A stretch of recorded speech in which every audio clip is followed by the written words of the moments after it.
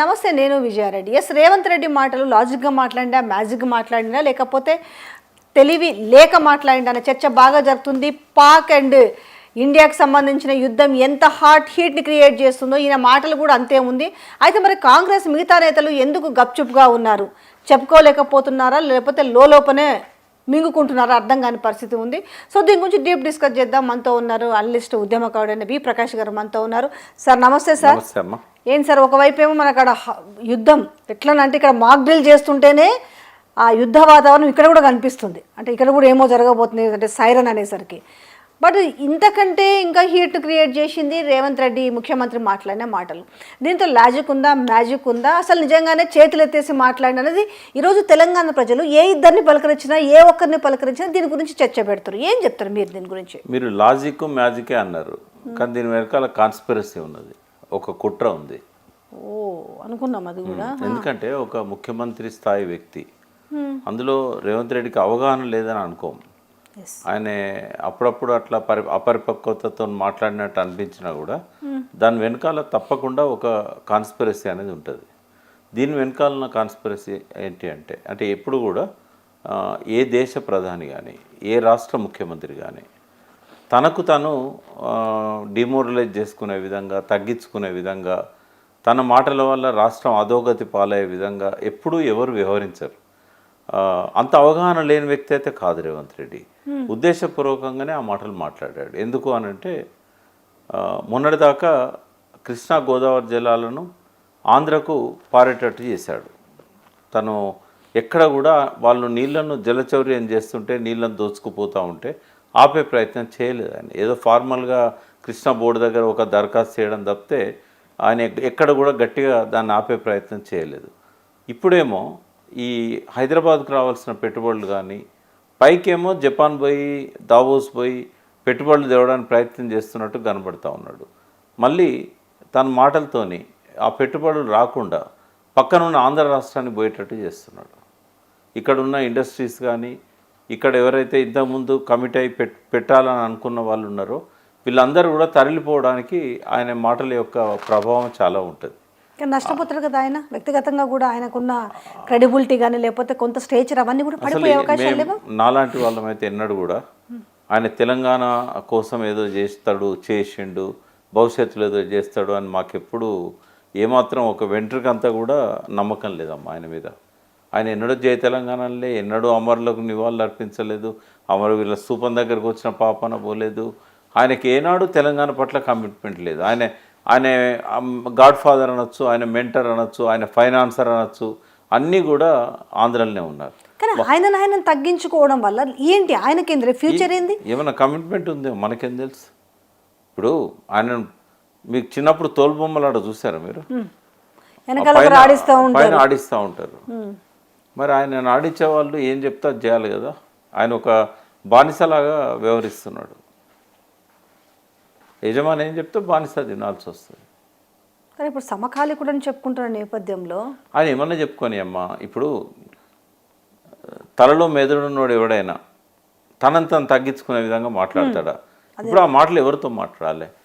Confidential మీటింగ్లో సిఎస్తోని, finance సెక్రటరీతోని ఆయన మాట్లాడుకోవాలి. బయటకు వచ్చి మైక్ పెట్టి పోలీసు దానిలో బహిరంగంగా రవీంద్ర భారతిలో కానీ ఎక్కడ కానీ నోటికి వచ్చినట్టు ఒక ముఖ్యమంత్రి మాట్లాడొచ్చా? ఇంకేం గౌరవం ఉంటుంది? గౌరవం సంగతి పక్క పెట్టు. తెలంగాణకి ఎంత నష్టం అవుతుంది? ఒక స్టేబుల్ వ్యవస్థను కేసీఆర్ గారు ఏర్పాటు చేశారు. మామూలు కాదమ్మా. కేసీఆర్ గారి ప్రగతి అనేది అది ప్రపంచంలోనే ఒక అరుదైంది. ఆ గ్రోత్ ఏదైతే ఉందో, ఆ 10 సంవత్సరాల గ్రోత్ మామూలు గ్రోత్ కాదమ్మా. అది మీరు జిఎస్టిపి తీసుకోండి, పర్ క్యాపిటల్ ఇన్కమ్ తీసుకోండి, ఏది తీసుకున్నా కూడా, ఈవెన్ అప్పులల్లో కూడా మిగతా అన్ని రాష్ట్రాల కంటే ఆ అప్పులల్లో గ్రోత్ రేట్ ఎక్కువేం లేదు తెలంగాణది. ఏ రకంగా చూసినా అప్పులల్లో 24వ స్థానం. ఇప్పుడు పబ్లిక్ డెప్ట్ అని బడ్జెట్లో ఇస్తుంటారు. మొన్న బట్టి విక్రమార్క పెట్టిన దానిలో కూడా 2024 నాటికి పబ్లిక్ డెప్ట్ ఎంత ఉన్నదమ్మా? అది 4,17,000 కోట్లు. సరే, కార్పొరేషన్ రుణాలు అవి ఇవన్నీ కలిపినా కూడా 6,71,000 కోట్లు. అందులో 72,000 కోట్లు పోయినసారి మనకు వచ్చింది 2014లో. అంటే 5,99,000 కోట్లు మాత్రమే కేసీఆర్ గారి పాలనలో పబ్లిక్ డెప్ట్ కావచ్చు, కార్పొరేషన్ల ద్వారా ఆయన అప్పు కావచ్చు, ఏదైనా కూడా ఇది మన జిఎస్డిపిలో నాట్ ఈవెన్ 26-27% ఇది. మరి 26-27% కానీ మేము చేద్దామంటే మాకు అప్పులు పుడతలేమంటుండు కదా, మేము కూడా రెడీగా ఉన్న ఇస్తే తీసుకొచ్చి ఇవ్వడానికి. అప్పులు రెండు రకాలు రీజన్ ఎందుకు పుట్టకపోవడం? అప్పులు రెండు రకాలు ఉంటాయి. అప్పులు పుట్టాలంటే ఒకటి పాలకుని మీద నమ్మకం ఉండాలి, రెండవది రాష్ట్ర ఆర్థిక పరిస్థితి మీద నమ్మకం ఉండాలి. ఈ రెండు కూడా చెడగొట్టుకున్నాడు కదమ్మా. ఆయనే చెప్పుకున్నాడు ఎక్కడ స్టేషన్ కన్పూర్ మీటింగ్లో 72,000 కోట్ల ఆదాయం తగ్గింది అన్నాడు. అంటే రెవెన్యూ రిసిప్ట్స్ తగ్గినాయి అని అన్నప్పుడు ఎవడిస్తాడు అప్పు? రెండవది, సమర్థుడైన ముఖ్యమంత్రి అయితే సరే ఈయన ఎట్లన్నా అప్పుల నుంచి రాష్ట్రాన్ని బయటపడేస్తాడని ఒక నమ్మకం ఉంటుంది. కానీ అసమర్థుడని ప్రూవ్ చేసుకున్నాడు కదా, అపరిపక్వత గలవాడని ప్రూవ్ చేసుకున్నాడు కదా. ఎందుకు ఇస్తారు? ఎవరు ఇస్తారు? పోనీ అదైనా విషయాన్ని పొలైట్గా చెప్పొచ్చు కదా. నేను చెప్పులు ఎత్తుకపోయే దొంగని అనుకుంటాను. ఆ దొంగ బుద్ధి ఎక్కడ పోతుంది? సిగ్గుతో తల వంచుకోవాల్సి వస్తుంది ఈ తెలంగాణ రాష్ట్రంలో ఇటువంటి పాలన కింద ఉన్నందుకు. ఈ మాటలు మాట్లాడినందుకు పెట్టుబడులు పెట్టేవాళ్ళు కావచ్చు, రేపు పరిస్థితి ఏంది? తర్వాత రారు, ఇక్కడ నుంచి తరలించకపోతారు. ఇదివరకు వచ్చిన వాళ్ళు తరలించకపోతారు. ఏముందేమో అగ్రిమెంట్ ఉందేమో. ఆర్థిక ప్రగతి దెబ్బతింటుంది కదా. ఆయనకేం సంబంధం? 4 ఏళ్ళు 3 ఏళ్ళు నుండి పోయేటోడు ఆర్థిక పరిస్థితి బాగుండాలనుకుంటే 1,58,000 కోట్లు అప్పెందుకు చేస్తాడు? ఇప్పుడు కేసీఆర్ గారు అధికారంలోకి వచ్చే నాటికి ఎంత ఉందమ్మా? 94,000 రూపాయల పర్ క్యాపిటల్ ఇన్కమ్, 94,000. దాన్ని తీసుకొచ్చి 3,47,000 తీసుకొచ్చాడు కదా. 97,000 నుంచి 3,47,000 పర్ క్యాపిటల్ తీసుకొచ్చాడు. జిఎస్డిపికి వచ్చేసరికి 4 లక్షల కోట్ల నుంచి 14 లక్షల కోట్లకు, 14.5 లక్షల కోట్లకు పోయింది. ఇప్పుడు కూడా 16 లక్షల కోట్లు ఉంది జిఎస్డిపి. దానికి కేసీఆర్ వేసిన పునాదే కారణం. అసమర్థుడు, దాన్ని కాపాడుకోలేకపోతున్నాడు. కొత్త క్రియేట్ చేయకపోయినా పర్లేదు కానీ ఉన్న రాబడులను కూడా తగ్గించుకుంటున్నాడు కదా. అంటే ఈ మాట వల్ల రేపు ఎవరైనా కూడా అంటే ఇప్పుడు ఉద్యోగులు అంటే ఇప్పుడు సంక్షేమ పథకాలు అడిగే వాళ్ళు నోరు తెరిచి అడగకుండా ఇంకా ఏమీ లేవని చెప్పే ఉద్దేశమా? రెండోది, ప్రభుత్వ ఉద్యోగులు సమ్మెలు రేపు ఇవన్నా కూడా ఏమీ లేవు నా దగ్గర, పీక్కుంటారో లాక్కుంటారో కోసుకున్నా కూడా ఏమీ లేదనే పదం కూడా వాడడం జరిగింది. అంటే ఈ 3 ఏళ్ల పాటు ఇంకా ఎవరు సమ్మెలు చేయకుండా రోడ్లపైకి రాకుండా ఉంటారన్న ఉద్దేశంతో ముందుగానే ప్రివెన్షన్ అనుకోవచ్చా? చేయకుండా ఉంటారా అమ్మ సమ్మెలు? ఆకలినో రోడ్డు మీదకి పైసలు లేవంటుండు కదా. లేవంటే మాత్రం నమ్ముతారా? రారా? మరి అప్పుడు కేసీఆర్ ఉన్నప్పుడు బడ్జెట్ ఎంతమ్మా? రాబడి ఎంత? 62,000 కోట్లు. 62,000 కోట్లు ఆదాయానికి, రెవెన్యూ ఆదాయము 62,000 కోట్లు. అందులో ట్యాక్స్ ఇన్కమ్ ఎంత? 29,000 కోట్లు. 29,000 కోట్ల నుంచి 1,12,000 కోట్లకు ట్యాక్స్ ఇన్కమ్ పెంచాడు. మీకు ఇంకోటి కూడా చెప్తున్నా, ట్యాక్స్ రెవెన్యూస్ మీదనే 88% ట్యాక్స్ రెవెన్యూస్ మీద తెలంగాణ ఆధారపడ్డది. ఇది భారతదేశంలో జనాభాతో పోల్చినప్పుడు 15 పెద్ద రాష్ట్రాలలో నంబర్ 1 పొజిషన్లోకి తీసుకొచ్చి పెట్టారు కేసీఆర్ గారు. అంటే 88% సొంత వనరుల మీద ఆధారపడ్డ రాష్ట్రం తెలంగాణ. కేంద్ర ప్రభుత్వం దిక్కు చూసి చేయిదాసి అడగాల్సిన అవసరం లేకుండా. ఏం మార్పు వచ్చింది 15 నెలలు? మరి తగ్గిపోయింది కదా, సొంత రాబడులు తగ్గిపోయినాయి కదా. హైడ్రా వల్ల, మూసీ వల్ల రియల్ ఎస్టేట్ దెబ్బతిన్నది.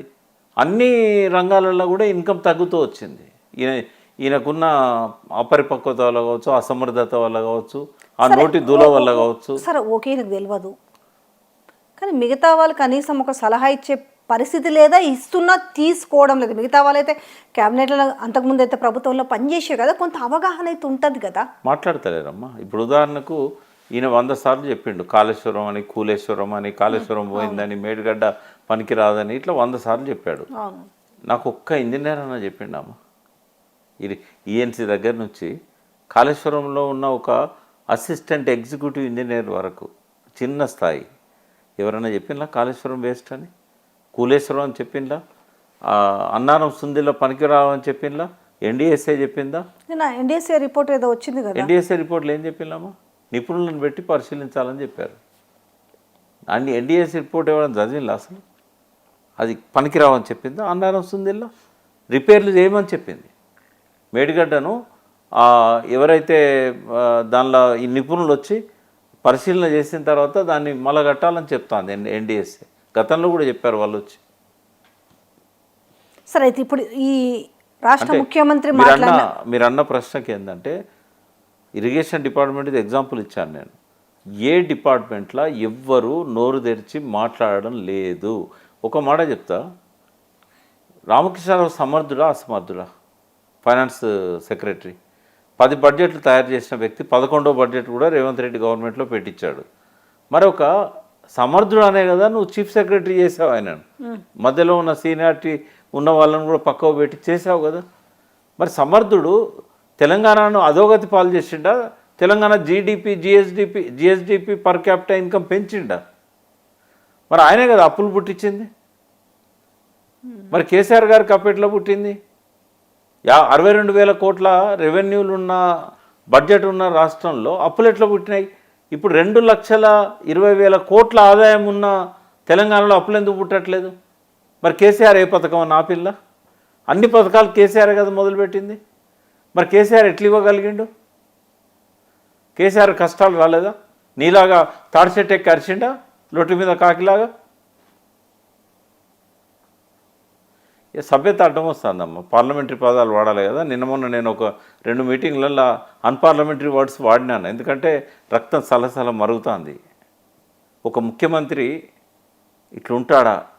తెలంగాణ 1,200 మంది బలిదానాలతోని, ఎంతోమంది నాయకుల త్యాగాలతోని 60-70 ఏళ్ళు కష్టపడి సాధించుకున్న తెలంగాణ ఎంత రక్తం ఉలికింది నేల మీద. 30-35 మంది ఇటు పోలీసుల చేతుల్లో, అటు నక్సలైట్ల చేతుల్లో, నక్సలైట్లో పోలీసులో మరణించిన భూమి ఇది.